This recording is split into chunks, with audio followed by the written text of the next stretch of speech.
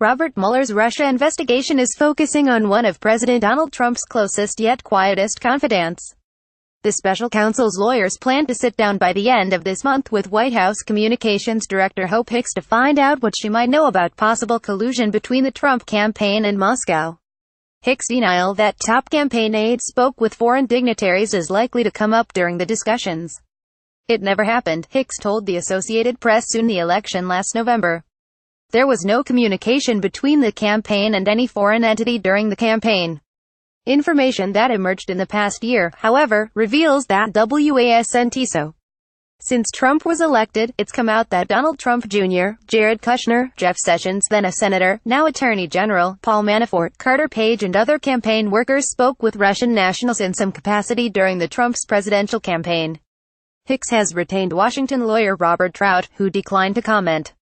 A spokesman for Mueller also declined to comment. Since her November 2016 comment appears to now be in dispute, Hicks might find herself in a tight spot when she meets with the special counsel's staff.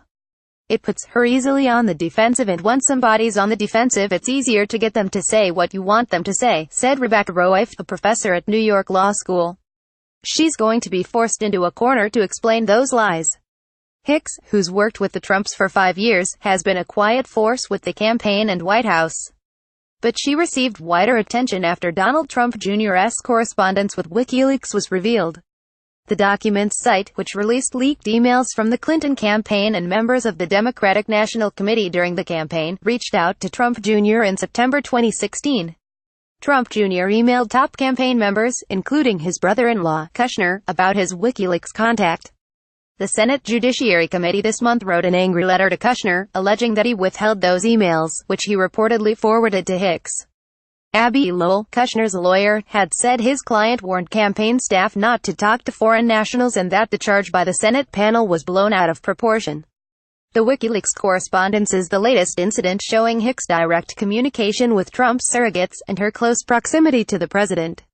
Meanwhile, Carter Page told the House Intelligence Committee that he told Sessions, Hicks and campaign manager Corey Lewandowski before giving a speech in Russia in July 2016. Page has denied that the speech had anything to do with his role as a foreign policy advisor and that his brief encounters with Russian officials were just pleasantries.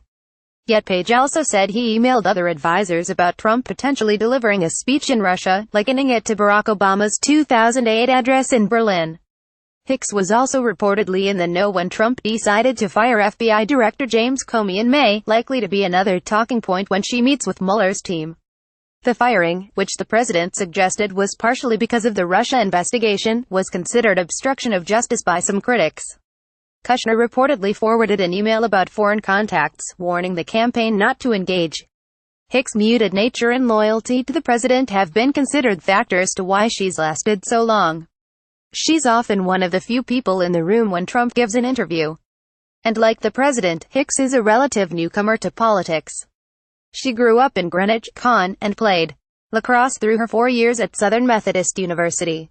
Hicks also modeled for a time, and her work include the cover of an offshoot novel from the show Gossip Girl. Hicks began her public relations career at Hicks Strategies, which was contracted with the Trump Organization when she began in 2012.